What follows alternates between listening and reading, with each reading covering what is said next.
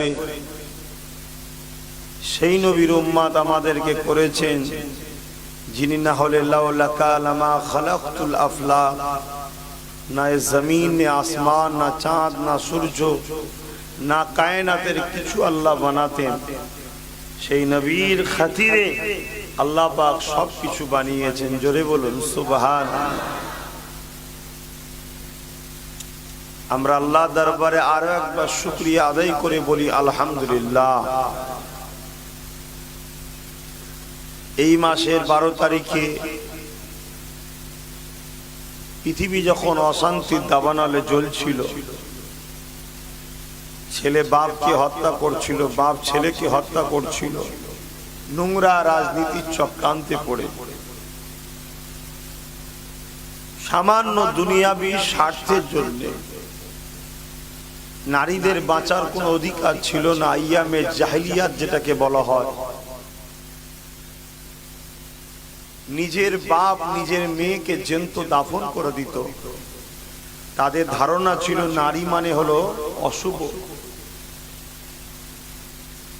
নারী হলে তাই জ্যান্ত জ্যান্ত নারীগুলোকে দাফনও করে দিত। ছেলেরা মায়ের সঙ্গে পর্যন্ত নোংরা খারাপ ব্যবহার করত, খারাপ কাজ করত। স্বামী স্ত্রী যে বিবাহ বন্ধন এটা উঠে গিয়েছিল, যে যাকে খুশি ভোগ করত। কমজোর হলে নারীদেরকে হত্যা করে দিত।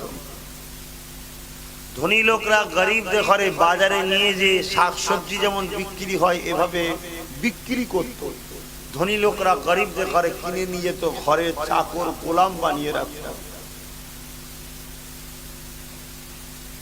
তাদের উপরে এইভাবে অত্যাচার জুলুম হতো। এইরকম একটা কঠিন সময় বিশ্ব শান্তির জন্য, মানবতার, বিশ্বের মানুষ মুক্তি পাওয়ার জন্য, কোথায় গেলে শান্তি পাবো, কি করলে মুক্তি পাবো, এই মানুষ জাতিকে ওনাকে মুক্তি দিবার জন্য শত শেষ নবী করে, রসুল করে, পথ প্রদর্শক করে 570 খ্রিস্টাব্দে 12 রবিউল আউয়ালে সোমবার শবে সাদেকের সময় তামাম কায়নাতের জন্য রহমাতাল লিল আলামিন করে আল্লাহ তিনার দোস্তকে পাঠিয়েছিলেন। জোরে বলুন সুবহানাল্লাহ। তিনি এসে পৃথিবীর মানুষকে মানবতা শিখিয়েছে। তিনি এসে পৃথিবীর বা যুবকদের ঘরে মায়ের প্রেম শিখিয়েছে, মায়ের সম্মান শিখিয়েছে, মায়ের আদব শিখিয়েছে। তিনি এসে দুনিয়ার ছেলেদের ঘরে বাপের সম্মান আদব শিখিয়েছে। তিনি এসে দুনিয়া জমিনে ভাই ভাই ভ্রাতৃত্ব ভালোবাসা শিখিয়েছে। তিনি এসে দুনিয়ার জমিনে নারীদের ঘরে বাঁচার স্বাধীনতা দিয়েছে। তিনি এসে দুনিয়ার জমিনে দুর্নীতি মুক্ত করেছে। জালিম আবু জেহেল উতবা সাহেবের হাত থেকে জুলুমের রাজনীতি কেড়ে নিয়ে শান্তি, মানবতা, ইনসাফ, ইনসানিয়তের রাজনীতি প্রতিষ্ঠিত করেছে। জোরে বলুন সুবহানাল্লাহ। আমি পীরের ছেলে যখন রাজনীতির কথা বলি, কিছু মানুষের কষ্ট হয়, হয়তো তিনারা জানে না। আল্লাহ তেনাদেরকে হেদায়েত করুক, ইসলামকে জানার তৌফিক দিন। বলুন আমিন। আবার কিছু লোকের হিংসা হয়, তাদের কষ্ট হয় না, হিংসা হয়। ওকে বড় হতে দেওয়া যাবে না। যাক, আল্লাহ তাদেরকেও হিদায়াত করুক। বলুন আমিন। ছোট বড় করার মালিক কোন দুনিয়ার কেউ নয়, ছোট বড় করার মালিক হলেন আল্লাহ। আল্লাহ রসুল এই পৃথিবী যখন অশান্তির দাবানলে জ্বলছিল, দয়ার নবী হযরত প্রভের মুহাম্মদ সাল্লাল্লাহু আলাইহি ওয়াসাল্লাম তিনি পৃথিবীর মানুষকে মুক্তি দিয়েছেন, দুনিয়ার বুকে শান্তি প্রতিষ্ঠিত করেছিলেন, আমান প্রতিষ্ঠিত করেছিলেন, সবার সমান অধিকারের ব্যবস্থা করেছিলেন, বেটিদেরকে বাঁচার রাস্তা দেখিয়েছিলেন, নারীদের অধিকার দিয়েছিলেন, মায়ের সম্মান দিয়েছিলেন, মানুষ মানুষের কৃতদাস হয়ে গিয়েছিল। কৃতদাসের হাত থেকে মানুষকে, শিকলকে ভেঙে মুক্তি দিয়ে মানুষকে মানুষ ভাবে বাঁচা স্বাধীনতা দিয়েছিলেন। জোরে বলুন সুবহানাল্লাহ। হে উম্মতে মুহাম্মাদি, আজ তোমরাই তো গোলাম হয়ে বসে আছো, কাকে মুক্তি তোমরা দেবে? তোমরাই তো আজকে জালিমদের দলভুক্ত হয়ে গেছো, কাকেই তোমরা আশ্রয় দেবে? তোমরাই তো আজকে মা বাপের উপরে অত্যাচার করছো, কাকে শিখাবে মা বাপকে ভালোবাসা? খুব কষ্ট লাগে যখন এ সমাজ লোভ, লালসা, হিংসা, ভাই ভাই যখন মারপিট করে। অথচ আমার নেতা এমন শিক্ষা দিল যে মক্কা থেকে যখন ইয়াসরিফ মদিনাতে যায়, কারো যদি 2 বিঘে জমি থেকে বুঝাবার জন্য বলছি, 1 বিঘে মক্কা, সব ঘর বাড়ি ছেড়ে চলে গেছে, তো 1 বিঘে জমি মক্কার ভাইকে দিয়ে দিয়েছে। জোরে বলুন সুবহানাল্লাহ। ভাই আমার, কলেমার ভাই। আর আজকে শুধু একটু পদ নেবার জন্য ভাই ভাইকে মার্ডার করে। তাহলে আমরা মুসলমান আছি, আমাদের মধ্যে ঈমান কমজোর হয়ে গেছে, আমরা লুবি হয়ে গেছি, হারাম ঢুকে ঢুকে ঢুকে ঢুকে আমাদের ভেতরটা খারাপ হয়ে গেছে। হয়তো আপনি হারাম ইচ্ছা করে খাননি, কিন্তু আপনি যা খাচ্ছেন ওর মধ্যে হারাম ঢুকে যাচ্ছে, আপনার হুঁশই নাই। সতর্ক হন। আহা, আমার রাসূল যদি আমাদেরকে দেখে কতটা না দয়ার নবী কষ্ট হবে, যে আরে কাদের জন্য আমি ঘর ছেড়ে দিয়ে জঙ্গলে গিয়েছিলাম, গুহায় বন্দী হয়েছিলাম 1 মাস, কাদের জন্য? এই মানুষ জাতিকে বাঁচাবার জন্যই তো নাকি? আমি কাদের জন্য নিজের দান্দা মুবারককে শহীদ করেছিলাম? কাদের জন্য আমি মক্কা আমার জন্মভূমি ছেড়ে মদিনায় চলে যেতে হয়েছিল? এই মানুষ জাতিকে বাঁচাবার জন্য। আজকে উম্মাত দাবি করে তোরা আমি রাসূলুল্লাহ, আমি যেটা কষ্ট পাই সে কাজ করছিস, তোরা ভাইকে ভাইকে মারছিস। আচ্ছা, আল্লাহ রাসূল বলছে এক মুসলমান যদি আরেক মুসলমানকে ঘৃণা করে, মারা তো অনেক দূরের কথা, ঘৃণা করে, সে কখনো জান্নাতের খুশবু পাবে না। তাহলে আমরা কোথায় যাব? ভাবুন, ভাবুন আমাদের অবস্থা কি। সামান্য দুনিয়ার জন্য আজকে আমরা কোথায় নেমে গেলাম। তাও যদি নেমে গিয়ে বাবা টাটার মতো ধনী লোক হতে পারতাম, গোয়েঙ্কার মতো, রিলায়েন্সের মতো বিশাল সাম্রাজ্য তৈরি করতে পারতাম, তাও নাই। জানি ঝেড়ে ঝুড়ে একতলা বাড়ি, ঝেড়ে ঝুড়ে খুব জোরে একটা বাইক, এই তো রে বাবা। তার জন্যই আমরা পাগল। অথচ আমার রাসূল মদিনা জমিনে আজও তোমার আমার জন্য কাঁদছে, ইয়া রাব্বি হাবলি ইয়া উম্মতি ইয়া উম্মতি। আল্লাহ, আমার উম্মতদের কি হবে উপায়? জোরে বলুন সুবহানাল্লাহ। কখনো কি মনে পড়ে না যে আমরা কারা? আমরা তো জুলুমকে মিটাবো, আমরা তো শান্তি আমান প্রতিষ্ঠিত করব, আমরা তো দেশের সার্বভৌমত্বের উন্নতি করব, আমরাই তো নারী সমাজকে জালিমদের হাত থেকে মুক্তি দেব, আমরাই তো নাকি? কিন্তু আমরা আজকে কি করছি? আমরা সমাজের জালিমদের ঘরে ক্ষমতায় বসিয়ে তাদের হাতে নারীদের ইজ্জতকে পর্যন্ত লুটাচ্ছি। আমরা করছি না, ভোট দিয়ে সাপোর্ট করে তুলি তো কাউকে।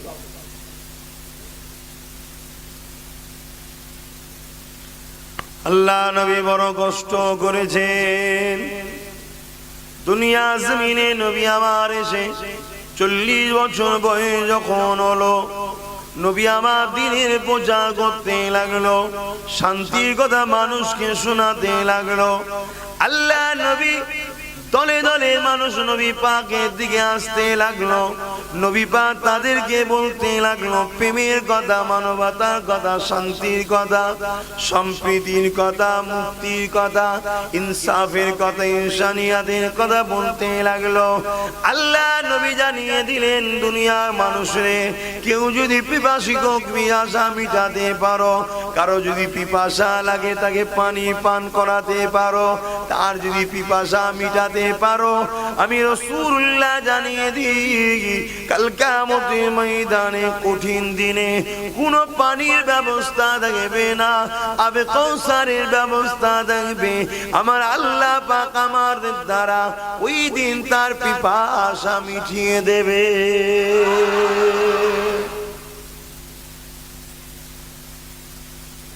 আজ আমরা কাউকে পানি পান তো করানো দূরের কথা, আমরা তো মানুষের খুন পর্যন্ত খেয়ে ফেলার ধান্দাই করছি। সমাজের লোক আছে না, পরিবর্তন হন, তওবা করে।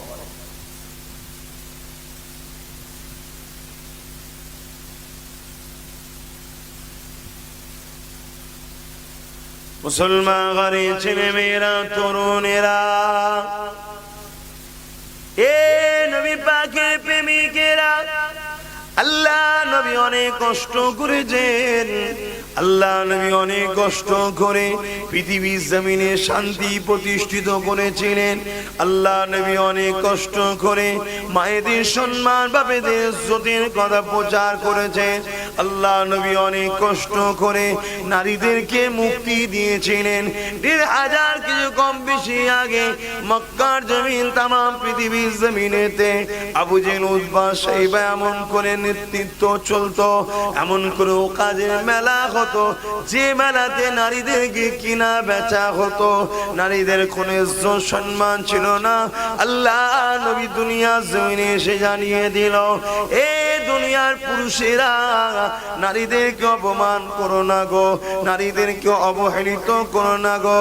নারী সম্মানের যিনি, নারী ইজ্জতের যিনি, নারী বড় নিয়ামতের যিনি, যার ঘরে আল্লাহ পাক প্রথম নারী সন্তান দেবে, এর মানে আল্লাহ পাক ওই বাড়িওয়ালাকে জান্নাতে পয়গম পাঠায়।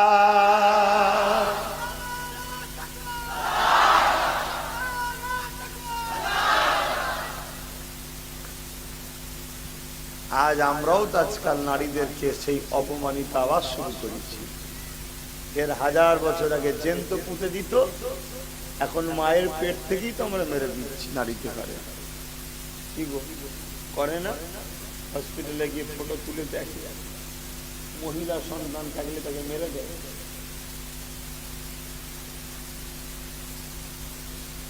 এই যুবকেরা, আল্লাহকে ভয় করেন, একদিন না একদিন আপনার মৃত্যু হবে, আল্লাহ পাকের কাছে ফিরে যেতে হবে, কিয়ামতের দিনে দাঁড়াতে হবে।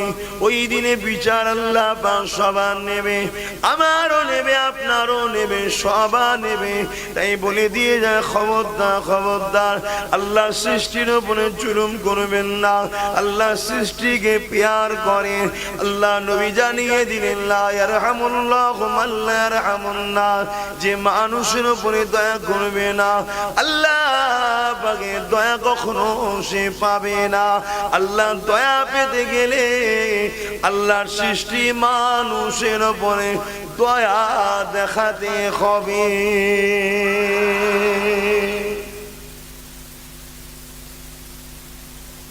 এ যুবকেরা, নারীরাও তো মানুষ, তাদেরও তো বাঁচার অধিকার আছে, তাদেরও তো অন্তর আছে, মন আছে।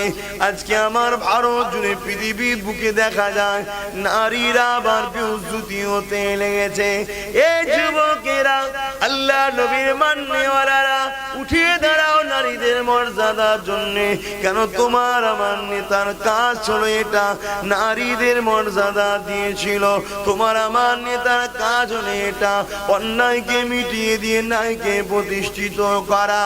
এই যুবকেরা, তরুণেরা, আল্লাহ নবী জানিয়ে দিলেন, কারো ঘরে যদি একটা, দুটো, তিনটে, পর পর তিনটে নারী সন্তান হয়, ওই বাপটা যদি বুঝা না মনে করে ওই তিন নারীকে আদর করে যত্ন করে শিক্ষা দিয়ে মানুষ করে যদি বিবাহ দিয়ে দিতে পারে, আমি রাসূলুল্লাহ জানিয়ে দিলাম ওই তিন নারীর বাপ আর আমি রাসূল আল্লাহর জান্নাতে যেমন দুটো আগুন পাশাপাশি আছে ওই রকম পাশাপাশি থাকিব।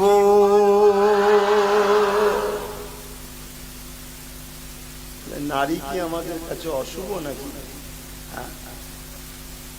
আজ আমার ভারতবর্ষে কিছু এমন লোক আছে, তারা কোন ধর্মের আমি বলতে চাইছি না, কিন্তু তাদের ধারণা নারীদের আবার স্বাধীনতা কোথায়।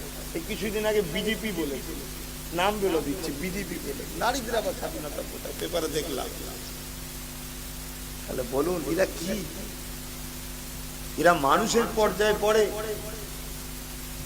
নারী তো মায়ের জাত, আর মায়ের মর্যাদা ইসলামে কত? এক ব্যক্তি রাসূলকে এসে জিজ্ঞাসা করছে, হুজুর আমার উপরে সব থেকে বেশি কার হক? আল্লাহ রাসূল বললেন তোমার মায়ের, তারপরে কার তোমার মায়ের, তারপরে কার তোমার মায়ের, তারপরে কার তোমার বাপের। অর্থাৎ 4 ভাগে 3 ভাগ নারীদের মর্যাদা, 1 ভাগ বাপের। কথা বুঝছেন তো নাকি? আল্লাহ নবী আরো জানিয়ে দিলেন, বাবারা তোমরা খবরদার নারীকে বোঝা মনে করো না। আল্লাহর সৃষ্টি দ্বারা নিয়ামত বড়, তোমাকে পুরুষ আল্লাহ বানিয়েছে, তাদেরকে আল্লাহ নারী করে পাঠিয়েছে। এই যুবকেরা সেই সময়টা বুঝে অপদার্থ গুলো যখন নেতৃত্ব দিত, তখন দেখা যেত নারীদের কোন ইজ্জতের দাম ছিল না। আল্লাহ নবী দিন দুনিয়া বাসাবিবুল্লাহ নবী আমার তাদের হাত থেকে জালিমের সাম্রাজ্যকে হাটিয়ে দিয়ে নবী আমার নিজে যখন রাষ্ট্র কায়েম করলে, এই যুবকেরা মন দিয়ে শোনো, আল্লাহ নবী নিজে রাষ্ট্রপ্রধান হলেন। দেশ কিভাবে চালাতে হবে, রাজনীতি কিভাবে করতে হবে, সমাজ ব্যবস্থা কিভাবে করতে হবে, দেশবাসীকে কিভাবে সুরক্ষা রাখতে হবে, দেশের নারীদের ইজ্জত কিভাবে বাঁচাতে হবে, জালিমদের হাত থেকে নিরীহ গরিব মানুষদেরকে কিভাবে বাঁচাতে হবে, সমস্ত ধর্মের মানুষ তাদেরকে দেশের নায়ক যে হবে তাকে কিভাবে পরিচালনা করতে হবে, দেশের বর্ডারকে কিভাবে নিরাপদে রাখতে হবে, আইন ব্যবস্থা কিভাবে হবে, টোটাল বিষয়টা আল্লাহ নবী 10 বছর ধরে দেশ চালিয়ে সাহাবা হুজুরদেরকে শিক্ষা দিয়েছে। আমার নবী পাক যে 10 বছর দেশ চালিয়েছিল, আল্লাহ নবী 10 বছর দেশ চালানোতে আল্লাহ নবী আইন করে দিলেন, কেউ যদি চুরি করে তার হাত কাটা হবে। দেখা যায় নবী পাকের 10 বছর দেশ চালানোতে একটা সমাজে চুরি হয়নি। রাজনীতি আমাকে শিখালে হয়? আমি যে রাজনীতি জানি সেই রাজনীতিতে দুঃখ কষ্ট বলে কিছু না, শুধু শান্তি হয়। করে বলুন। আর এরা যেসব রাজনীতি করছে তো চোরেদের দল, চোর তো একটা বড় বড়, এরা লুটিয়ে পুটিয়ে খাচ্ছে, আর সমাজে শুধু অশান্তি আর অশান্তি, অশান্তি আর অশান্তি, অভাব অনটন বেড়েই যাচ্ছে। কি গো চোর বললাম,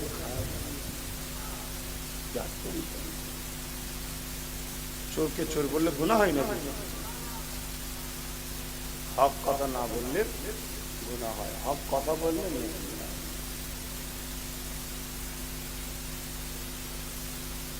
বাবেরা নওজওয়ানেরা পরিবর্তন হয়ে যান।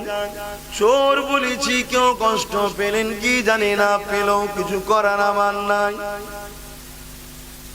কিন্তু আমি একটা কথা বলবো, চুরি করার চোরকে সাপোর্ট করে এক না আলাদা।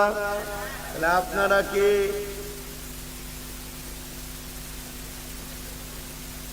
আর কথা বলেন। আমি কিন্তু এখনো ভোট দিইনি।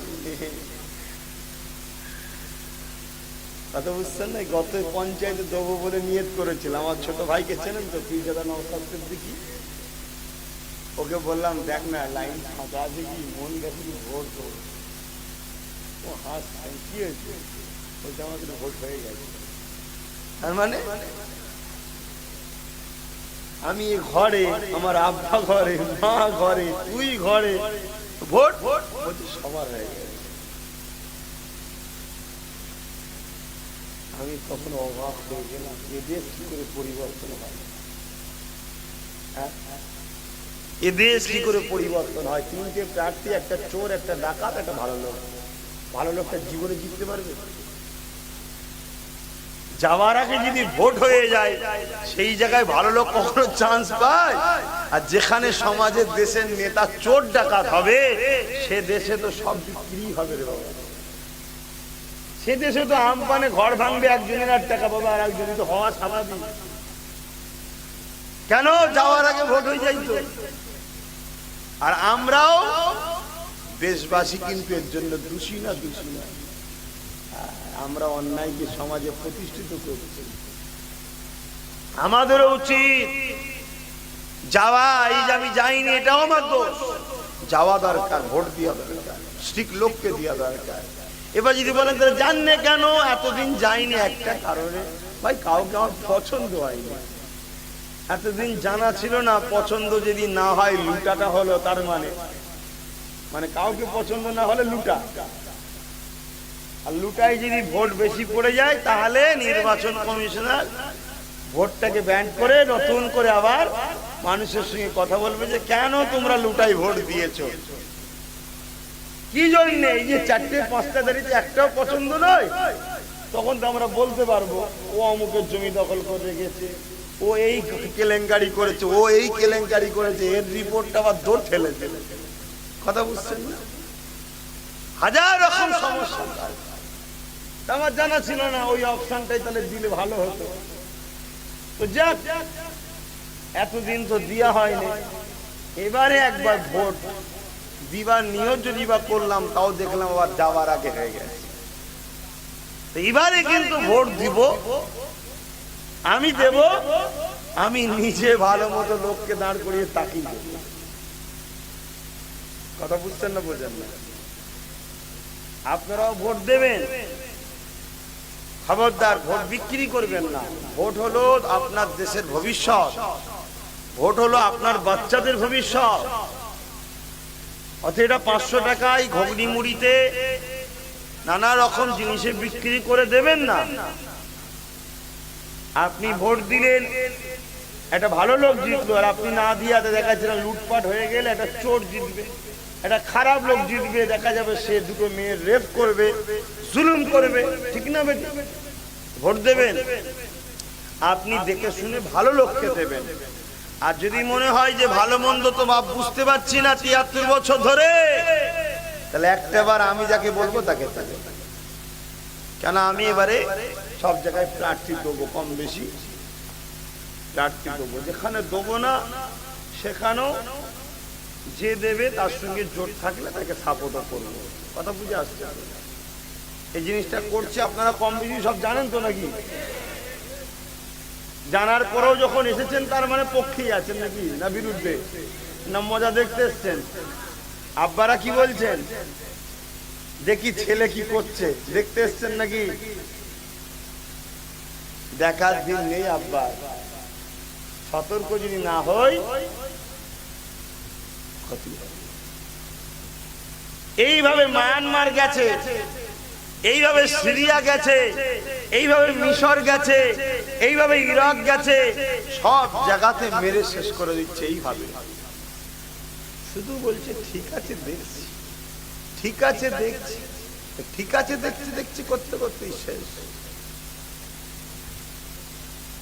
তাহলে চুরি করা, চোরকে সাপোর্ট করা এক না আলাদা, দুর্নীতি করা, দুর্নীতিবাজকে সাপোর্ট করা এক না আলাদা। সাপোর্ট করা যাবে না, হ্যাঁ বিনিময়টা আলাদা জিনিস। বিনিময়, বিনিময় বোঝেন তো? বিনিময়, কেউ আমার উপরে এহসান করেছে, আমি তার বিনিময়ে তার এহসানটাকে চুকিয়ে দিয়েছি, ঋণ শোধ করে দিয়েছি। একদিন বাড়িতে দাওয়াত করে খাইয়েছিল, আমি একদিন দাওয়াত করে খাইয়ে দিলাম, এহসান চুকিয়ে দিলাম, যা বাবা। কথা বুঝে আসছে?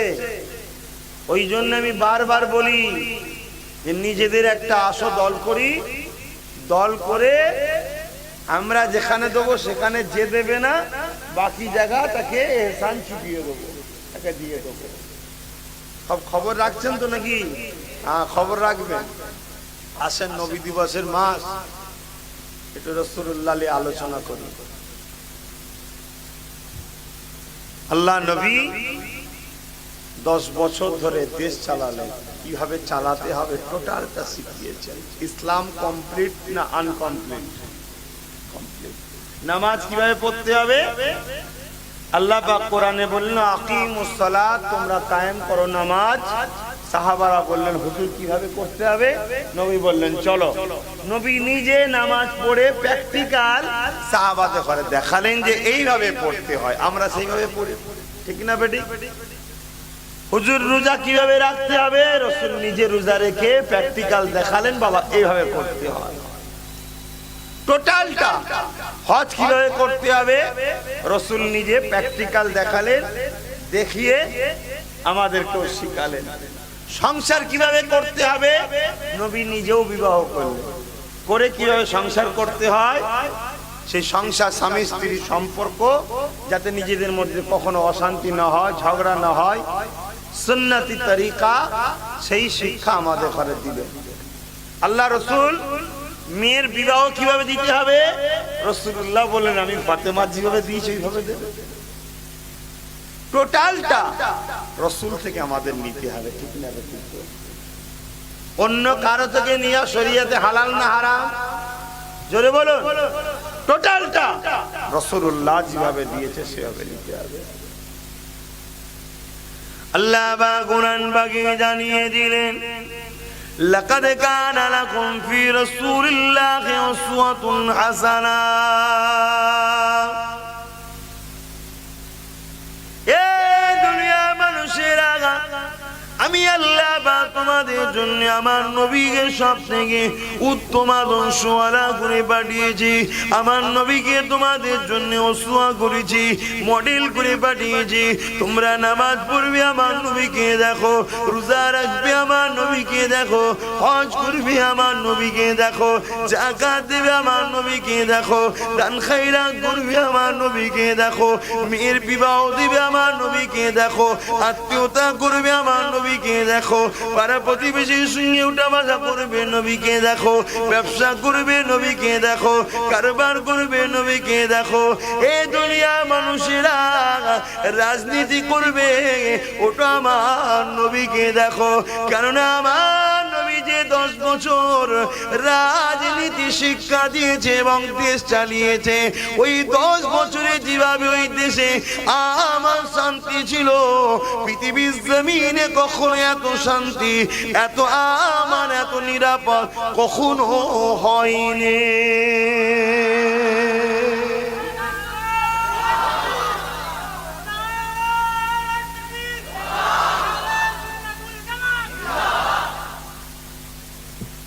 আমরা সবকিছু লোক কার থেকে?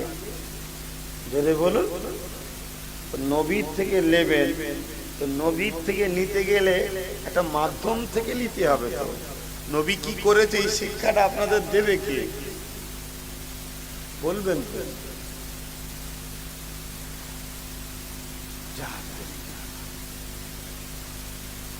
আপনারা কি বুদ্ধদেবের থেকে নেবেন নাকি? যে বলুন তো নবী কি করেছে? সোনিয়া গান্ধীর থেকে নেবেন? আর বর্তমান আমাদের নেত্রী মমতা ব্যানার্জির একটু নাকি কি গো মিডিয়ার লোকেরা কিনার থেকে নেবেন নাকি?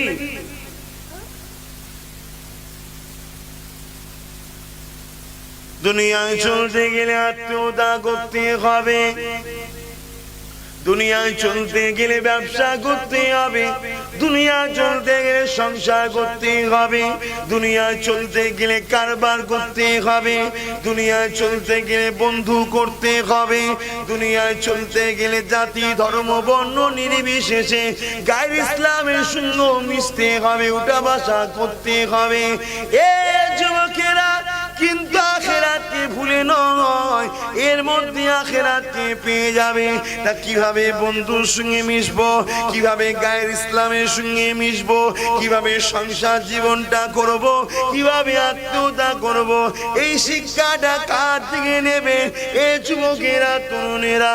আল্লাহ নবী জানিয়ে দিলেন, বাবারা, আনা খাতিমুন নবী, আমি সেই নবী, আমার পরে আর কোনো নবী আসবে না। বাবা, সাহাবা হুজুররা বলতে লাগলেন, ইয়া রাসূলুল্লাহ, হাবিবাল্লাহ, আমরা তো আপনার কাছে বসে বসে শিখলাম, হুজুর আপনি চলে যাবার পরে ইসলামের এই কাজ, শান্তির কাজ, মানবতার কাজ নাই, কাজ মানুষ কার থেকে নেবে? কে দেবে? কে কার? তো আসবে না নবী। আল্লাহ নবী সময় জানিয়ে দিলে, ইন্নাল্লাযীনা বাসুলি আদিল উম্মতি আলা রাসি কুল্লি মিয়াতি সানাতি মাইজাদ্দিদুল আদিনাহা। এ বাবারা, আমার পরে আর কোন নবী আসবে না, ঠিকই কথা। তবে এবারে দিনের দাওয়াত, শান্তির কথা, মানবতার কথা, সমাজ ব্যবস্থার কথা, অর্থনীতির কথা, শিক্ষানীতির কথা, রাজনীতির কথা, সমস্ত টোটাল মানব জীবনের কথা এবারে যারা শিক্ষা দিতে আসবে, তারা অন্য কেউ নয়, তারা হবে মুজাদ্দিদ।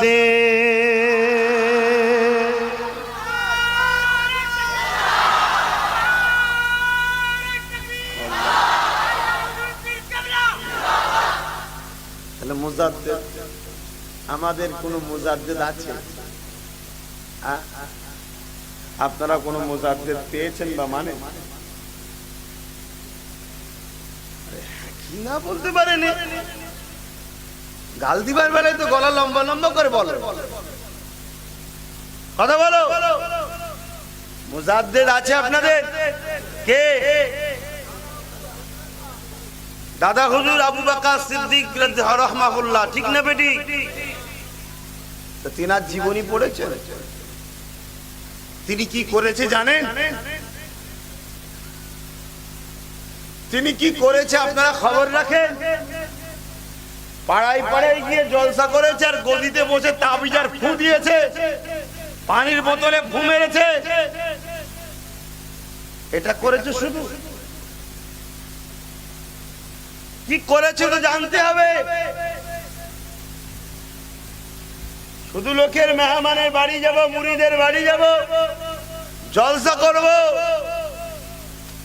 আর বাবা দে পারিশ্রমিক নেব, নিয়ে চলে যাব, গদিতে বসে থাকবো, মুসাফা করে নাজরানা লব, পানির বোতল দিবি, ফু দেবো, এইটুকু কি কাজ? এটা ভালো কাজ, খারাপ না, এটাও কাজ, এটা ভালো। দাদা হুজুর কি এতটুকুই করেছে?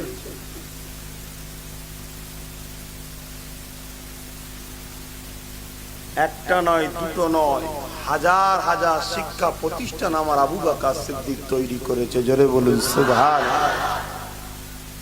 তাহলে শিক্ষা সংস্কার করেছে, এবং শিক্ষার মধ্যে যে দুর্নীতি ঢুকেছিল, সেই শিক্ষা দুর্নীতি মিটিয়ে দিয়ে স্বচ্ছ শিক্ষার ব্যবস্থা আমার মুজাদ্দিদ জামান করেছিলেন। জোরে বলুন সুবহানাল্লাহ। ইতিহাস পড়ুন, যখন গান্ধীজি বলেছিলেন ব্রিটিশদের স্কুল কলেজে ভারতবাসীরা পড়বো না, কত বড় বিচক্ষণ ছিল আমার আবু বকর সিদ্দিক, কত বড় দার্শনিক ছিলেন, কত বড় হিকমত ওয়ালা ছিলেন, কত গভীর জ্ঞান রাখতেন। সঙ্গে সঙ্গে গান্ধীজির ওই কথাকে আমার আবু বকর সিদ্দিক কোট করেছিলেন, বিরোধী করেছিলেন। এই গান্ধীর কথা কেউ শুনবে না। সঙ্গে সঙ্গে গান্ধী বাবু এসে বললেন, বাবা পীর সাহেব, আপনি কথা বলছেন কেন? ব্রিটিশদের তাড়াতে হবে তো। আমার মুজাদ্দিদুজ্জামান বলেছিলেন, মাতৃভূমিকে ভালোবাসা এটা আমাকে শিখাতে হবে না, কেন মাতৃভূমির ভালোবাসা আমাদের জন্য সুন্নাত। জোরে বলুন সুবহানাল্লাহ। কেন আমার নবী তিনি মাতৃভূমির জন্য কেঁদেছেন, এত ভালোবাসতেন মক্কাকে। জোরে বলুন সুবহানাল্লাহ। তাহলে আপনি ব্রিটিশদের স্কুল কলেজ বয়কট করতে বলছি, আপনি বাধা দিলেন কেন? আমার মুজাদ্দিদ জামান কি বলেছিলেন শোনেন, কত বড় বিচক্ষণ ছিলেন। কত বড় গভীর চিন্তার মানুষ ছিলেন।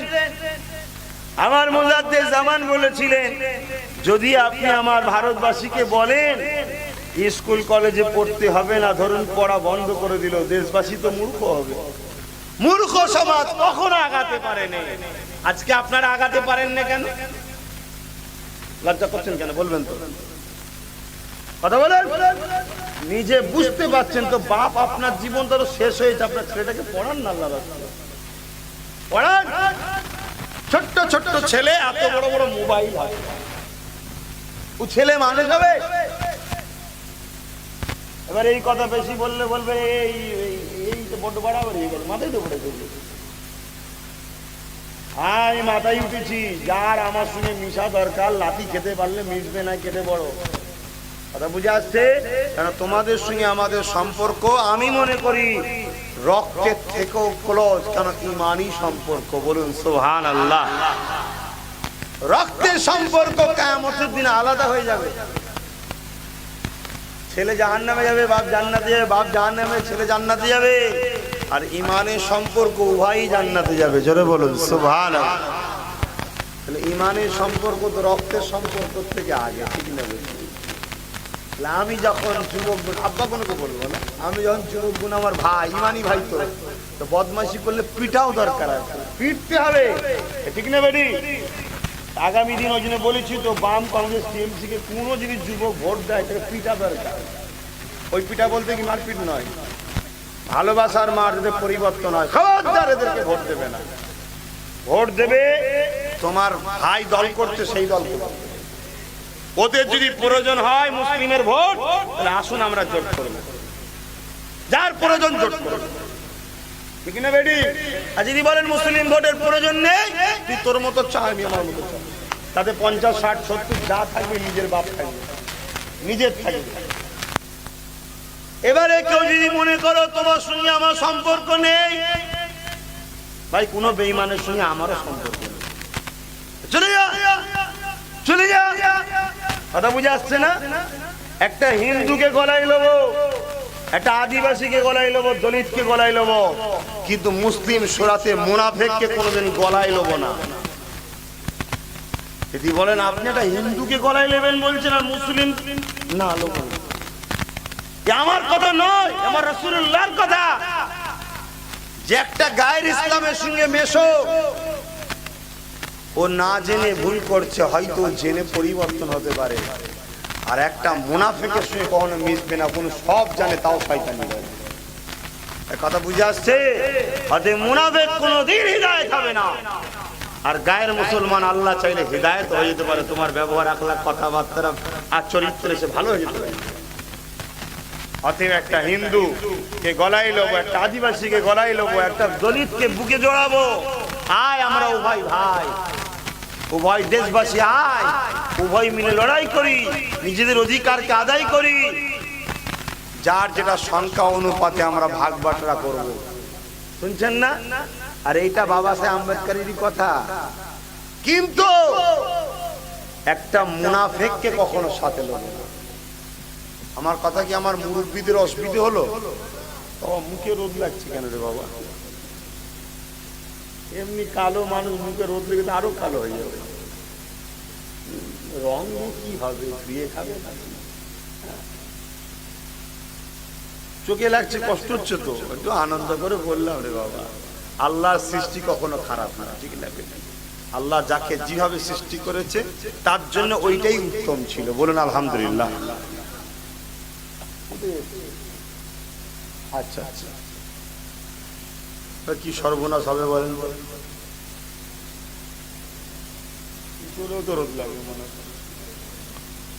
দরুদ শরীফ আল্লাহুম্মা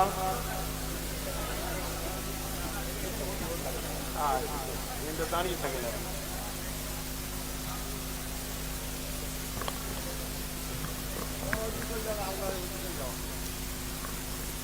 বাপ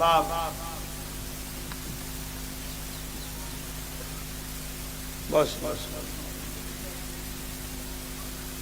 এই সেই লাগছে। ইয়া নবী সালাম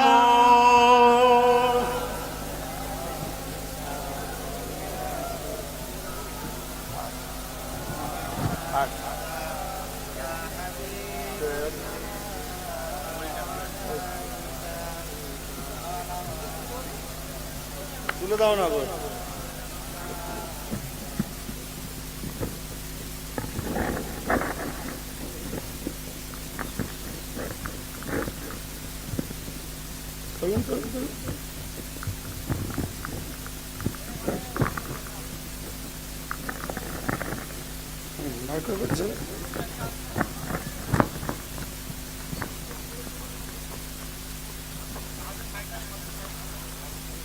طلع البدر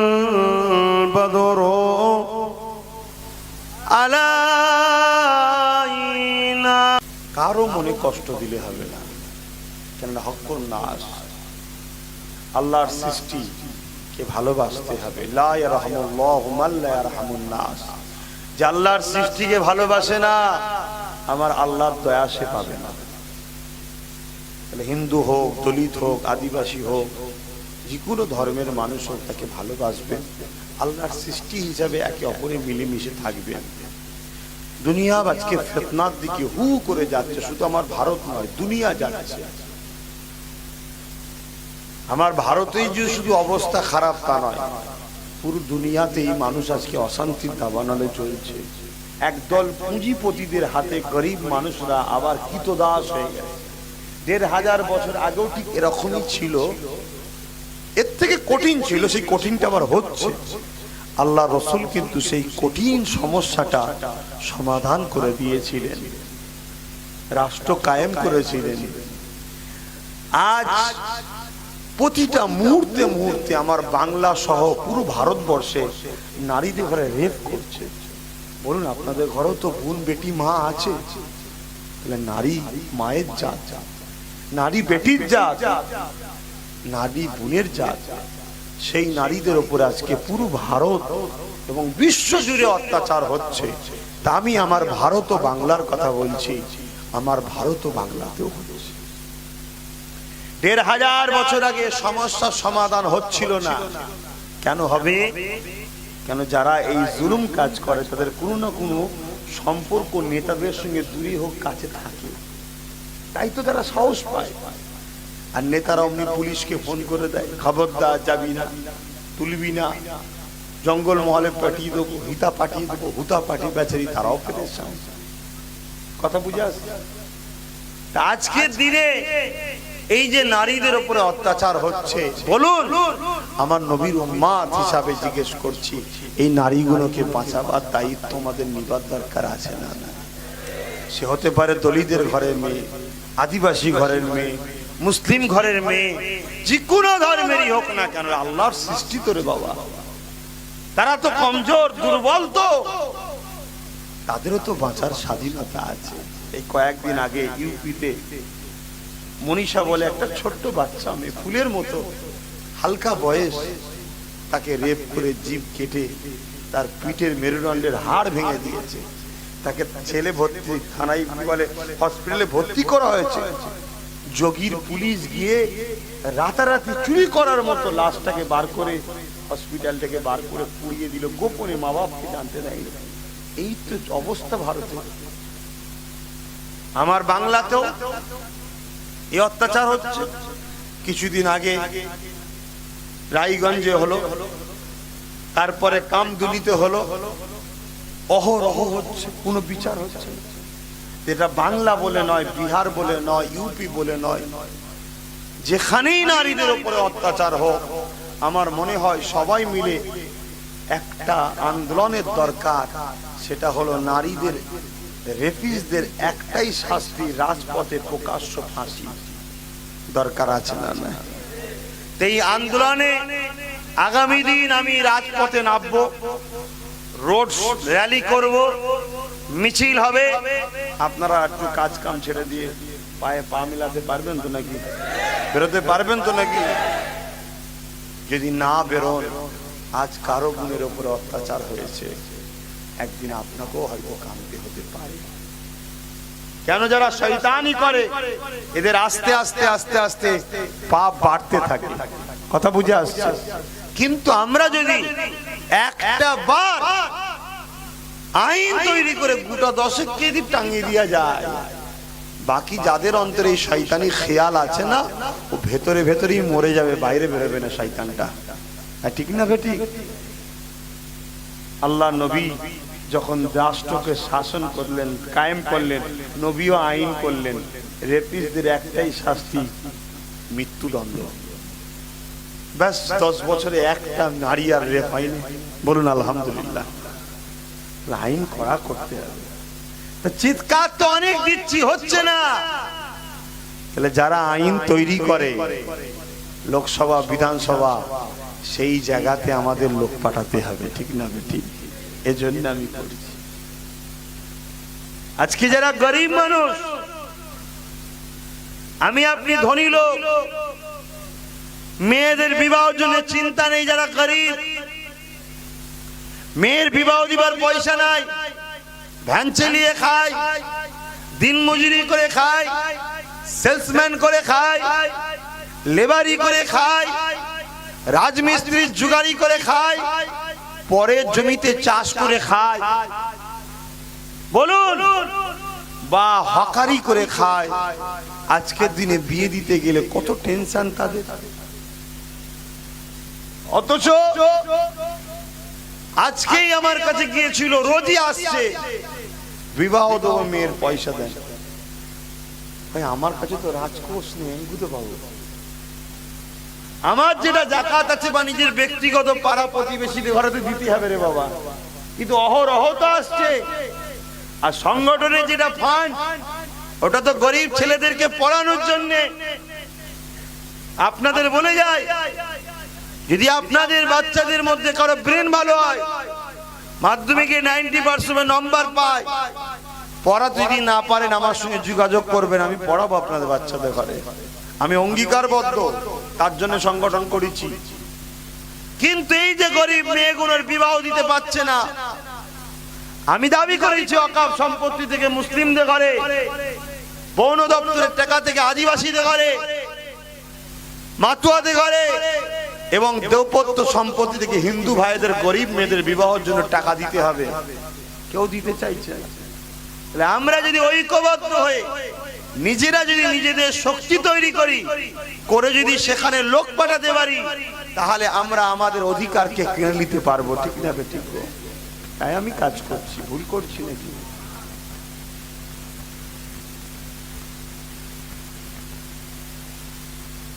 এটা আপনাদের মহল্লা, আপনাদের মহল্লা হয়নি তো ভাইয়েরা আমার, বুঝার চেষ্টা করবেন, আমাকে ভুল বুঝবেন না। অনেকে ভুল বুঝছে এবং ভুল বুঝানো হচ্ছে। আল্লাহর রাস্তায় বলি, ভুল বুঝবেন না। কেউ যদি বুঝাতে চায়, ভাবু কি দরকার ছিল আব্বাস সিদ্দিকীর। আজকে এই দুপুরে জলসা করছি, তখনও হাজার হাজার মানুষ। সকাল 10টায় জলসা করছি, তখনও হাজার হাজার মানুষ, যেটা বাংলার ইতিহাসে কখনো হয়নি। তাহলে আব্বাস সিদ্দিকীর ভালোবাসার মানুষের অভাব আছে? আমার যদি খেতেই লাগে, তাহলে হাজার হাজার বাড়িতে একদিন বেরোবো, প্রত্যেকের বাড়ি বাড়ি বলবো, তোদের ভাই এসছি, মা পেদের বলবো, বাচ্চা এসছি, দাও 1000 কোটি টাকা দাও, ব্যাস হয়ে গেল। কথা বুঝলেন না? কাফের বেঈমান মুনাফিক নেতার থেকে, ভিক্ষা লিয়ার থেকে আমি আমার বাপ মার কাছ থেকে নিয়ে নেবো, মিটে যাবে। এই কথা বুঝছেন না? বোঝেন না? পয়সার অভাব হবে আমার? পয়সার জন্য বাপ নয়, বাঁচাতে গেলে, বাঁচতে গেলে যে পদ্ধতি দরকার, সেই পদ্ধতিটা হলো ওসিলা। সেই ওসিলাটা হলো পাওয়ার দখল করতে হবে। একটা একটা করে আমাদের ঘরে বহুত দিক দিয়ে বঞ্চিত করছে। জমি জায়গা, গাড়ি বাড়ি, সব, চাকরি বাকরি, শিক্ষা, স্বাস্থ্য। আজকে কলকাতায় যান, বিভিন্ন যেতে তো প্রকাশ্য বলে দিচ্ছে রাজ্যে মুসলিমদের নেব না। আমার বাংলাতে কি হচ্ছে? সিট ফাঁকা নেই।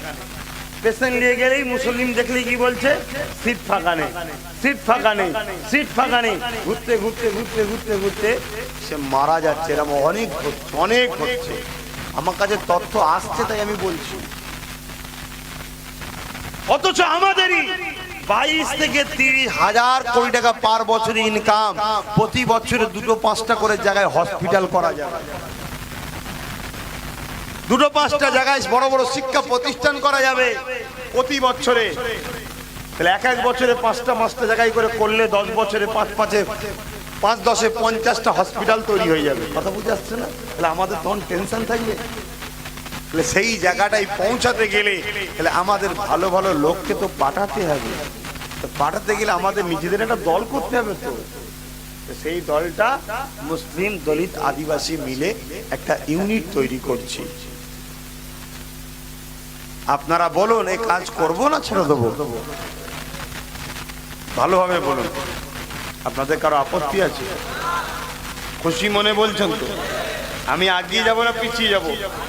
কারা আগাবার জন্য আমাকে উৎসাহিত করছেন, হুকুম দিচ্ছেন বা আমার পাশে আছেন, একটু হাত তুলে দেখান।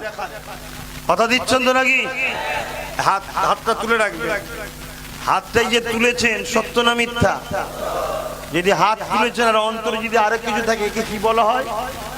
মুনাফিকের ঠিকানা কোথায়? আপনি বিয়ে দেন। আপনি যদি হাত না তুলতেন আমি কি আপনার সঙ্গে ঝগড়া করতাম? না, ঝগড়া করার নাম গণতন্ত্র নয়। তাহলে আপনারা আমাকে আগাতে বলছেন, গাছে তুলে দিয়ে মই কেড়ে নেবেন না তো? তাহলে 2021-এ আমার কথাতে আমি যেখানে যেখানে যাকে দাঁড় করাবো সাপোর্ট করবেন, ভোট দেবেন। কথা বুঝে আসছে? আর বাকি যার মনে হবে যে আব্বাস সিদ্দিকীর সঙ্গে জোট করা দরকার সে আসুক, বাকি জায়গায় তাকে সাপোর্ট করবো। কথা মনে আছে? আচ্ছা, যদি টিএমসি কি সাপোর্ট করি আপনাদের অসুবিধা আছে? ঠিক করে বলুন। ভেতরে ভেতরে অন্য কিছু নেই তো? আবার আপনারা টিএমসি, বাম, কংগ্রেস না এখন ভাইজানের দিকে, কোন দিকে? তাহলে আমি যার সঙ্গে জোট করতে পারি আপনাদের অসুবিধা আছে? কেন? আমি যেটা ভালো বুঝবো সেটা আমায় করতে দেবেন। কারো সুন্দর মুখ দেখে আমার লাভ নাই। কথা বুঝে আসছে? কেউ ভালো নয় বাপ, সবাই মিলে আমাদের পিটিয়েছে, সবাই মিলেই ঠকিয়েছে, ঠিক না বেটি? অতএব নতুন করে বাম, কংগ্রেস, টিএমসি কেউ আমাদের বন্ধুও নয়, কেউ আমাদের দুশ্মনও নয়। যদি 2021-এ কেউ বন্ধুত্ব করতে চায় তাকে বন্ধু হিসেবে নেবো, বাকি দুজনকে আমরা খারিজ করে দেবো। কথা বুঝে আসছে? কারণ এই তো তিনটে আছে রে বাবা। বিজেপির কথা বাদ দেন, বিজেপির সঙ্গে জোট করবেন নাকি? আমার সঙ্গে তো বিজেপির বিশাল সম্পর্ক, আপনারা জানেন তো নাকি? প্রায় আমার বাড়িতে আসে, যখন যেটা দরকার বলি দিয়ে যায়, মোটা মোটা টাকা দেয়, 1000 কোটির ওপরে। কথা শোনেন না আপনারা? হাজার হাজার কোটি টাকা করে আমায় দিচ্ছে। ওদের টাকা ছাপা মেশিন আছে তো, আর কিছু খুঁজে পাই না। হুজুরের দোয়া ছাড়া চলবে না, তো যেটা দোয়া লিবার জন্য আসে, ওই জন্য টাকাও দেয় আমায়। এরকম বলে না, বলেন না? আল্লাহ ঠিক না বেটি? তবে এতটুকু বলে যাই, আল্লাহ রসুল ছাড়া আমরা, বিশেষ করে ইসলাম ধর্মের অনুসারী, আমরা অন্য কোনো কারণে তার যদি অনুসরণ করি, কোনো রাস্তায় চলি, কখনো আমরা শান্তি পাবো না। এটা মানে আল্লাহ নবী তাই বিদায়ের সময় জানিয়ে গেলেন, আমি তোমাদেরকে দুটো জিনিস রেখে যাচ্ছি। কটা? একটা হলো কিতাবুল্লাহ, আল্লাহর কিতাব। দ্বিতীয় নম্বর ও আহলে বাইতি, আমি রসুল আমার আহাল, আমার পরিবারকে রেখে গেলাম। জোরে বলুন সুবহানাল্লাহ। আর এক হাদিসে আছে আল্লাহ রসুল বলছে, আমি তোমাদের কাছে দুটো জিনিস রেখে গেলাম, একটা হলো কোরআন আর একটা হলো হাদিস। আর এক হাদিসে আছে আল্লাহ রসুল বললেন, তোমাদের কাছে আমি তিনটে জিনিস রেখে গেলাম। কটা? কিতাবুল্লাহ ও সুন্নাতে রাসূলি ও আহলে বাইতি। একটা হলো আল্লাহর কোরআন, আর একটা হলো আমার সুন্নাত, অর্থাৎ আমি যে কাজ করেছি, আর একটা হলো আমার আহাল, আমার পরিবার। এই তিনটেকে যে ধরবে, দুনিয়া আখিরাতে তার চিন্তা থাকবে না। জোরে বলুন সুবহানাল্লাহ। তাজ ফুরফুরা শরীফে অনেক পীর সাহেব, পীরজাদা আছে, আমরা সবাইকে ভালোবাসি, আপনারাও ভালোবাসেন, ঠিক না বেটি? আমিও ভালোবাসি, সবাইকে সম্মান করি, সবাইকে ভালোবাসি, কারণ আমার পীরের আওলাদ। পীরকে ভালোবাসি যখন, সবাইকে ভালোবাসি, কিন্তু কারো মত আমি মানি না। শুনছেন তো? কারো মত কিন্তু আমি মানি না। আমি মত মানি দাদা হুজুরের। সেই দাদা হুজুর রহমাতুল্লাহ আলাইহির কিছু জিনিস আপনাদের ঘরে দেখাবো। আপনাদের কি দেখার সময় আছে? কেন 4:30 সময় পর্যন্ত হবে, 4:30 নামাজ হবে, আর আছে 40 মিনিট মতো। একটু বসার সময় আছে তো নাকি? তাহলে একটু বসে যান। দরুদ শরীফ আল্লাহ।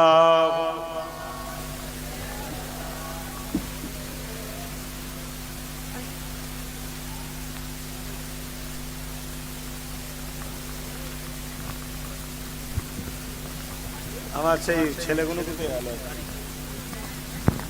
ওই কাগজগুলো লাগবে তো। দরুদ শরীফ আল্লাহুম্মা সাল্লি আলা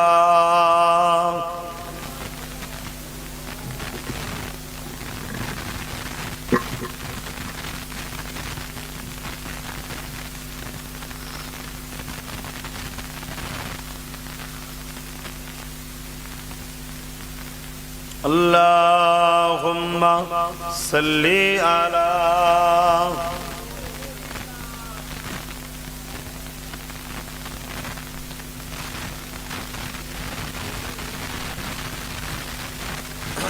ভাই আলোচনা করছিলাম, মনে আছে যে আল্লাহ রাসূল বললেন এবারে আসবে নবী আর নয়, এবারে কি আসবে? মুজাদ্দিদ। মুজাদ্দিদ জামান কি করেছে আমাদের জানা দরকার আছে না নাই? তিনি ধর্ম সংস্কার করেছেন। কি করেছে? অর্থাৎ ইসলাম ধর্মের মধ্যে অনেক মানুষ সেরে ঢুকিয়ে দিয়েছিল, কুফরি ঢুকিয়েছিল, বেদাত ঢুকিয়েছিল, ভুল ভ্রান্তি ঢুকিয়েছিল। সেগুলো থেকে প্রকৃত যে ইসলাম, সেই ইসলামটা মানুষের কাছে দিয়েছিলেন, যাকে বলা হয় ধর্ম সংস্কার করা। জোরে বলুন সুবহানাল্লাহ। তিনি যুগ সংস্কারক ছিলেন। তিনি তিনার আসে যে যা কিছু অন্যায় ছিল সমাজে, সবটা তিনি দুর্নীতিটাকে মুক্ত করেছেন। দুর্নীতি থেকে সমাজ, জাতিকে, কওমকে, দেশকে মুক্ত করেছেন। বলুন সুবহানাল্লাহ। এইভাবে তিনার জীবনীতে দেখা যায় তিনি শিক্ষা সংস্কার করেছেন। তিনার জীবনীতে দেখা যায় তিনি এমন করে সমাজ সংস্কার করেছে, এই সমাজের মধ্যে উঁচু জাত নিচু জাত ছিল, ধনী লোক গরিব লোকের ভেদাভেদ ছিল, ধনী লোকের পাশে গরিবরা বসতে পারত না, সম্ভ্রান্ত পরিবারের কাছে নিচু জাতের লোকেরা যেতে পারত না। এই জাতের ভেদাভেদ তৈরি করে দিয়েছিল। আমার মুজাদ্দিদ জামান দাদা হুজুর রহমাতুল্লাহ আলাইহি সেই সমাজকেও সংস্কার করেছিলেন। তিনি শিক্ষা দিয়েছিলেন, তোমরা সবাই হলে মানুষ, তোমরা সবাই এক, তোমরা এক আল্লাহর সৃষ্টি, তোমাদের মধ্যে মানুষে মানুষে বিভেদ থাকবে কেন? এইভাবে সমাজকে তিনি সংস্কার করেছেন। তিনার জীবনীতে দেখা যায় তিনি রাজনীতি সংস্কারও করেছেন। জোরে বলুন সুবহানাল্লাহ। অর্থাৎ তৎকালীন সময়ে কাউন্সিলে দেখা গেছে যেসব লোককে জনগণ ভোট দিয়ে সাপোর্ট করে, তারা সেখানে গিয়ে জনগণের হয়ে কাজ করে না, নিজেদের পকেটকে ভরাতে ব্যস্ত, নিজেদের পুঁজি করতে ব্যস্ত, নিজেদের গাড়ি বাড়ি করতে ব্যস্ত, নিজেদের প্রপার্টি তৈরি করতে ব্যস্ত। এবং তৎকালীন সময় লোকসভা ছিল না, তৎকালীন সময় ছিল হলো লাট সভা। এখন লোকসভা, তখন ছিল লাট সভা। কেন? তখন ব্রিটিশ পিরিয়ড ছিল। এখন কারো কারো মনে হতে পারে যে ব্রিটিশ পিরিয়ডে কি ভোট ছিল? স্বাভাবিক। কেন? একটা ব্রেনের দুটো দিক দিয়ে যদি পুশ হয়, ও ব্রেনটা একদিন পাগলা হবে, অর্থাৎ পাগল হয়ে যাবে। যে কোনো একটা কাতার ঠিক করো। যদি আব্বাস সিদ্দিকীর কাতার ভালো লাগে চলে আসো, যদি ভালো না লাগে চলে যাও। কথা বুঝে আসছে? কেন আমি বলবো হ্যাঁ ছিল, আর একজন বলবে ছিল না। সমালোচনা করতে পারবেন না, কেন? ক্ষতি হয়ে যাবে। ভালো বংশ তো, ক্ষতি হয়ে যাবে। অতএব বাবা প্ল্যাটফর্ম চেঞ্জ করে দাও, কাতার আলাদা করে দাও। সম্মানের জায়গা থাকবে, ভালোবাসার জায়গা থাকবে, কিন্তু আপনাকে ফলো করতে আমি পাচ্ছি না। কেন? আব্বাস সিদ্দিকী আপনার কথা আমার মতো লাগে না। বুঝে যাবে, অসুবিধা আসবেন না, যাবেন না, আনবেন না, আমি বলতে পারবো না, শুনবেন না, আপনার অসুবিধা হবে না। কিন্তু আমি আব্বাস সিদ্দিকী যেটা বলেছি ওটা কিন্তু আমার কথা নয়, সব ইতিহাসের কথা বলছি। বাপের মুখে শুনেছি, দাদুর মুখে শুনেছি। শোনা কথা আর ইতিহাস দুটোর মধ্যে আলাদা আছে ভাই। কথা বুঝে আসছে না? নাই, ইতিহাস লিপিবদ্ধ হয়েছে যুগ যুগ ধরে। আজ থেকে 50 বছর 500 বছর আগে কি হয়েছিল মুখে কেউ বলতে পারবে? ইতিহাস দেখতে হবে। যদি মুখের কথার উপরে বিশ্বাস হয় তাহলে ইতিহাস দেখতে যাবনি, অন্ধ হয়ে থাকতে হবে। তাহলে আমার আবু বকর সিদ্দিক তিনি টোটাল কিছু সংস্কার করেছেন। কেন? তিনি মুজাদ্দিদ ছিলেন। যেমন নবীরা সমস্ত ন্যায় দিকে মানুষের প্রতিষ্ঠিত করবে, অন্যায়কে মিটাবে, সমস্ত কাজ ভালো গুণ মানুষকে শিখাবে, সমস্ত খারাপ কাজ থেকে দূরে রাখবে। ঠিক তেমন মুজাদ্দিদেরও কাজ সমস্ত ভালো দিকে মানুষকে ডাকা, সমস্ত খারাপ কাজ থেকে মানুষকে সরানো। ধর্মে খারাপ যদি ঢোকে ওটাকেও বাদ, শিক্ষাতে খারাপ ঢুকলে ওটাকেও বাদ, সমাজে খারাপ ঢুকলে ওটাও বাদ, ওটাকেও সংস্কার করো, ঠিকঠাকে রাখো। ঠিক তেমনি মুজাদ্দিদের দায়িত্ব একটা রাজনীতির মধ্যে যদি খারাপ ঢোকে ওটাকেও সংস্কার করতে হবে। কেন? রাজনীতিটাও হলো ইসলামেরই একটা পার্ট বা অংশ। জোরে বলুন সুবহানাল্লাহ। বুঝে সুবহানাল্লাহ বলছেন তো? হ্যাঁ, বুঝে সুবহানাল্লাহ বলছেন কি গো? বুঝে সুবহানাল্লাহ বলছেন তো নাকি? আবার নাই কালকে কেউ যদি বলে ইসলামে রাজনীতি নাউজুবিল্লাহ, আপনি তখন বলবেন নাউজুবিল্লাহ। ইসলামে রাজনীতি আছে না? না, এটাই বলা সাহস। তার মানে কি জানেন? যে ধর্ম আপনি মানেন ওই ধর্ম সম্বন্ধে আপনার জানা নেই, তাহলে আপনার মতো মুরিদকে টোপ দিয়ে আমার জন্য বহু সহজ। পড়ো পড়ো, জ্ঞান অর্জন করো, মাথা হ্যাট করে থেকুনি, শিক্ষা অর্জন করো। এই জন্য ইসলাম বলেছে শিক্ষা অর্জন করা ফরজ। শিক্ষা না থাকলে তাহলে তোমাকে তো ধ্বংস হয়ে যেতে হবে। জ্ঞান অর্জন করো, জানো। আজকে জানার সময় এসেছে। ইতিহাস জানতে হবে। 700 বছর এদেশ কারা রাজত্ব করেছিল, স্পেন কারা রাজত্ব করেছিল, তামাম পৃথিবীকে কারা চালিয়েছিল, ইতিহাস জানো। ফারুক আজম দেশ চালিয়েছিল, ইতিহাস জানো। ইসলামে আছে না নাই সেটা জানতে হবে। ঠিক তো যাক ভাই, আমি কিছু ইতিহাস আপনাদেরকে দেখাচ্ছি, যেটা আমি বইয়েতে পেয়েছি সেটা বলে দিচ্ছি।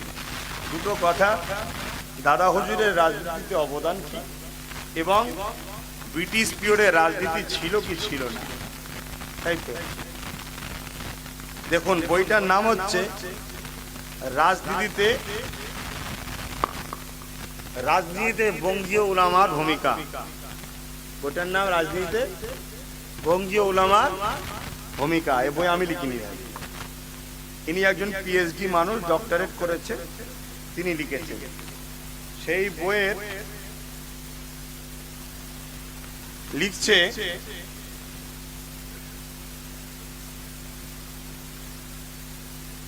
আমি যেটা দাদা হুজুরের ব্যাপারটা সেটা বলছি।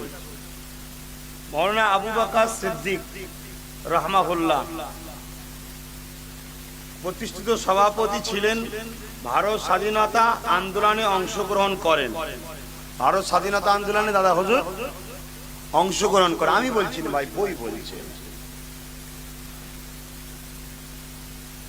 শরিয়াত তরিকা হাকিকাত মারিফাতের পূর্ণরূপে আমল করে দেশ ও জাতির খেদমতের জন্য আলেমদিগকে রাজনীতি সমাজনীতিতে পবিত্রে যোগ দেওয়া আবশ্যক। তিনি আরো বলেন, রাজনীতি থেকে আলেমরা দূরে থাকার কারণে আজ মুসলিম সমাজ নানাবিধি অন্যায় ও শরিয়াত বিরোধী কাজ হচ্ছে। কারা দূরে সরে থাকার জন্য? আলেমরা যদি আজকে রাজনীতিতে থাকতো তাহলে এই আমপানের টাকা চুরি করতে পারতো। কারণ আলেমরা ফতোয়া দিত, এই খাবিনি, হারাম খাওয়া হবে, ঠিক না বেটি?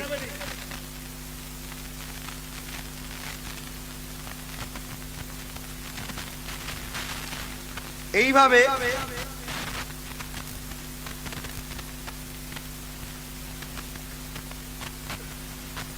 বাংলা আসামের জমিয়তুল উলামার প্রেসিডেন্ট মাওলানা আবু বকর সিদ্দিক তিনি জমিয়তে উলামার তরফ থেকে প্রজাহিতস্থ ও গণদরদি মুসলমান মনে করে 44 জন প্রার্থীকে মনোনয়ন পত্র প্রদান করেন এবং প্রত্যেককে একটি করে সনদপত্র লিখে দেন।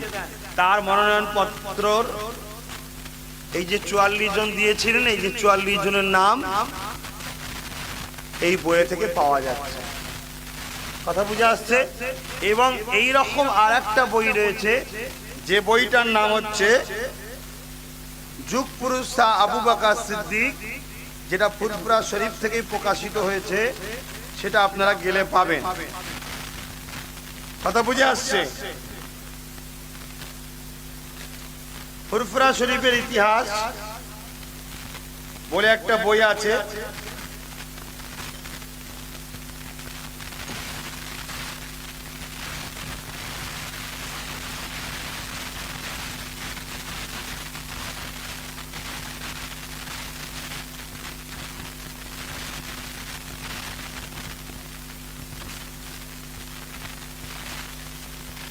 এইগুলো নতুন আজকে জেরক্স করেছে, তো আমি যেটা থেকে দেখাই সেটা নাই।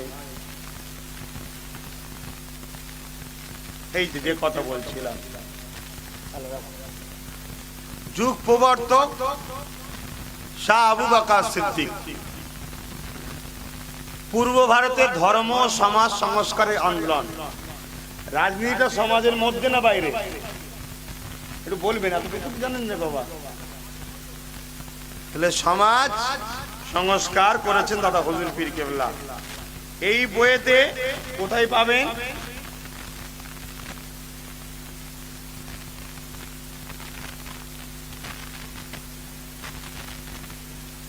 এই বইটা ফুরফুরা শরীফে গেলে আপনারা পেয়ে যাবেন। বইটার নাম কি বললাম মনে থাকবে? যুগ প্রবর্তক শাহ আবু বকর সিদ্দিক। এই বইয়ের 249 পৃষ্ঠায় লিখছে হযরতে শাহ আবু বকর সিদ্দিক, তিনি প্রজাহিতস্থ জনদরদি মনে করে 44 জন ব্যক্তিকে মনোনয়ন পত্র প্রদান করেন। কথা বুঝে আসছে? এবং দাদা হুজুর রহমাতুল্লাহ আলাইহি তিনি একটা করে চিঠি লিখে দিয়েছিলেন, যে চিঠিতে লেখা ছিল দাদা হুজুর রহমাতুল্লাহ আলাইহি সালাম দিয়েছেন এবং মুরিদ মুতাকিরিনদের ঘরে জানিয়েছেন যে অমুক জায়গায় অমুক, অমুক জায়গায় অমুক, অমুক জায়গায় অমুক, তাদেরকে এবারে নতুন ব্যবস্থাপক সভাতে আপনারা ভোট দেবেন। ভোট দেবেন কথাটা লেখা আছে। এবং হারিকেন লন্ঠন চিহ্ন ছিল তখন। কথা বুঝে আসছে? এবারে ব্রিটিশ পিরিয়ডে তখন ভোটকে অনেকে অস্বীকার করছে, কিন্তু ইতিহাসে পাওয়া যাচ্ছে। আল্লামা রুহুল আমিন সাহেব একটা দাদা হুজুরের জীবনী লিখেছে। সেই জীবনীতে আল্লামা রুহুল আমিন সাহেব আবার রোগ লাগছে। আল্লামা রুহুল আমিন সাহেব লিখছেন, ফুরফুরা শরীফ 3 দিন ইসালে সাহেব, ইহা শুধু দিনই জলসা ছিল তাহা নহে, এখানে সমাজ সংস্কারকের আলোচনা, রাজনীতিরও আলোচনা, এবং সেখানে অনেক ডিএম, ম্যাজিস্ট্রেট, এমএলএ, মন্ত্রী পর্যন্ত উপস্থিত হতো। কথা বুঝে আসছে? তাহলে সেই জায়গায় আমি যেটা জীবনী ইতিহাসে পেয়েছি, আমি সেই কথা অনুযায়ী আমি চাই 2021-এ বাংলার কোটি কোটি দাদা হুজুর রহমাতুল্লাহ আলাইহির ভক্ত মুরিদ, মা বাপ, ভাই বোন আমাকে সন্তানের মতো ভালোবাসে, তিনাদেরকে নিয়ে গণতান্ত্রিক প্রক্রিয়ায় ভারতের সংবিধানের যে মৌলিক অধিকার আছে, এই অধিকার পাওয়ার জন্য একটা রাজনীতির প্ল্যাটফর্ম তৈরি করব। এবং আমার কমের সাথে সাথে আদিবাসী, দলিত ভাই, তাদের ঘরেও নিচ্ছি, একসাথে আমরা ঐক্য তৈরি হচ্ছে। বিভিন্ন জায়গায় মুসলিম ক্যান্ডিডেট হবে, আদিবাসী ক্যান্ডিডেট হবে, দলিত প্রার্থী দাঁড়াবে, হিন্দু ভাইদের মধ্য থেকে প্রার্থী দাঁড়াবে।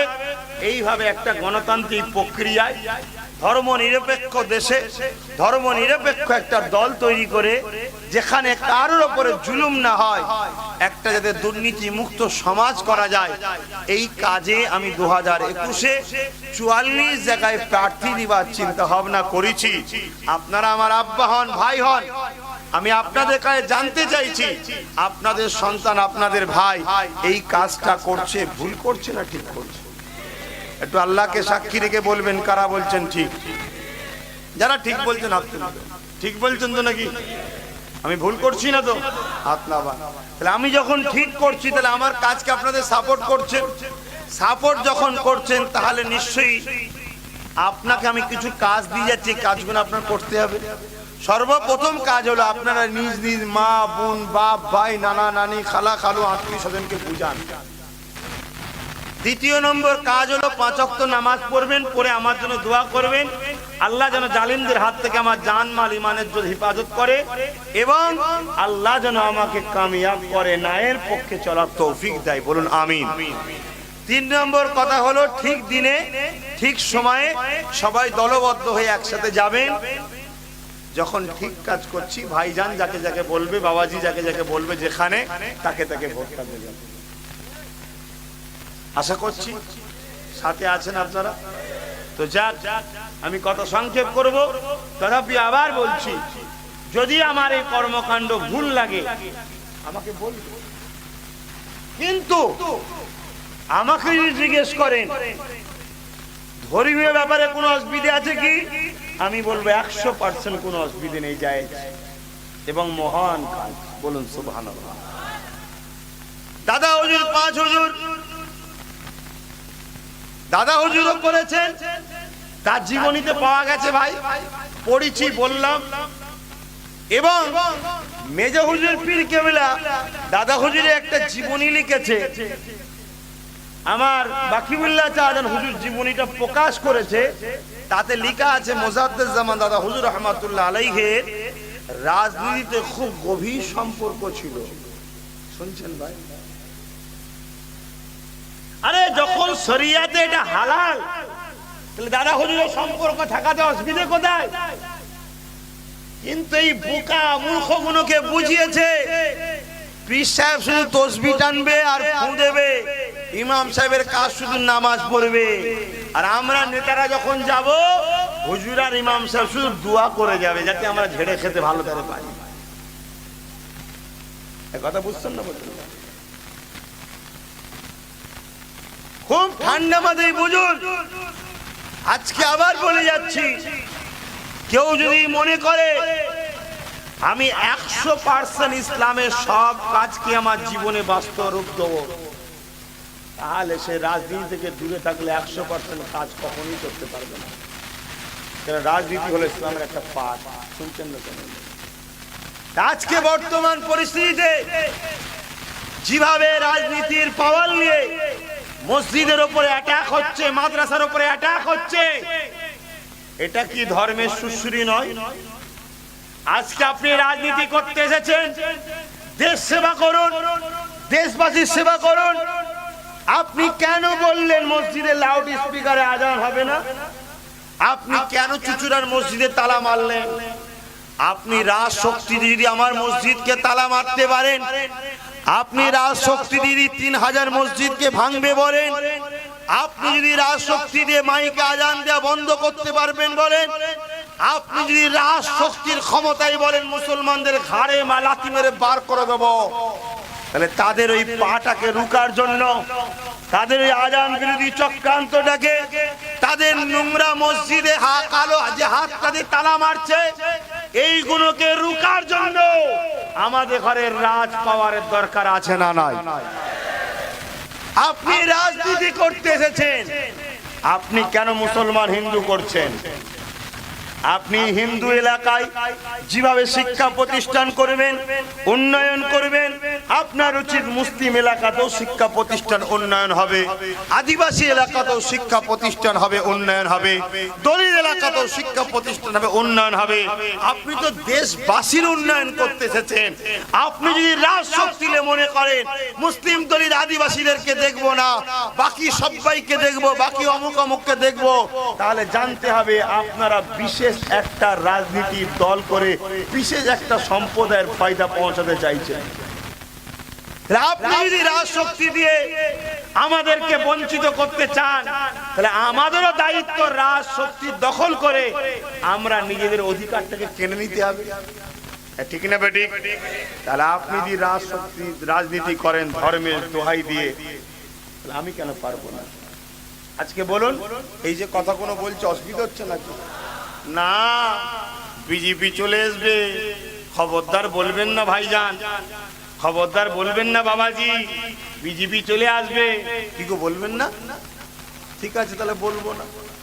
ঈদে একদিন ছুটি, গায়ের ধর্মের ভাইদের অনুষ্ঠানে 15 দিন ছুটি, আমি বলবো না, বললে যদি বিজেপি চলে আসে। ঈদে 0 টাকা এবং ঘরে নামাজ পড়ো, বাইরে একদম বেরোনি, অথচ জামাতে নামাজ পড়তে হবে শর্ত, আমার ধর্মের শর্ত আছে, জামাতে পড়তে হবে। এই কথা শুনছেন না? জামাত করে পড়তে হবে, কথা বুঝে আসছে? সেটা ছোট ছোট জামাত করতে পারেন, যেটা আমরা করলাম, সমস্যা সমাধানের রাস্তা তো আমাদের আছে। 3 জনেও জামাত হয় কি? আমরা ঘরে ঘরে নামাজ পড়ি না এমনি সময় 3 জনে যে ইমাম দাঁড়িয়ে 2 জন দিকে দাঁড়িয়ে গেলে আল্লাহু আকবার নামাজ হয় না, কিন্তু জামাত করতে হবে, ঠিক না বেটি? তারপরে বললেন ঘরে করতে হবে। তারপরে ঈদের সেমই কেনার পয়সা দেয় না, 0, কথা বুঝছেন না? আজকে দেখা যাচ্ছে 50,000 করে দিচ্ছে, বলা যাবে না, বললে যদি বিজেপি কি? গত কিছুদিন আগে মাদ্রাসা, মডার্ন মাদ্রাসা বোর্ডে 12টা চাকরি, 16 জন মুসলিম পাস করেছিল, 12টা চাকরি মডার্ন মাদ্রাসাতে, মাদ্রাসা বোর্ডে, সেখানে দেখা যাচ্ছে গায়ের মুসলমান চাকরি পেল 12টায়, একটা মুসলমান পেল না, বলা যাবে না চাচা বিজেপি চলে আসবে। কি শিক্ষাতে মুসলমানের এত উন্নতি হয়েছে যে আদিবাসী দলিতকে ওভারটেক করেছে মূর্খতে, কথা বুঝছেন না? মানে এত দরদ, এত শিক্ষা দিয়েছে যে আদিবাসী দলিতদের থেকেও পিছিয়ে গেছে মুসলমান শিক্ষাতে, বলা যাবে না, বললে যদি বিজেপি এসে যায়। এইভাবে বেঁচে থাকার থেকে মরে যাওয়া ভালো। কথা খারাপ লাগলো? যারা মনে করো আমরা এই কুকুরের জীবনে বাঁচতে চাই, আপনার বিষয়ে আমার কথা নাই, আপনি যান। আর যারা এই জীবনটাকে ধিক্কার জানান, যে থেকে মরে যাওয়া ভালো, তাহলে বাঘের মতো, সিংহের মতো গর্জে উঠুন, লড়াই করে একবার দেখবো বাঁচা যায় কিনা, ঠিক না বেঠি?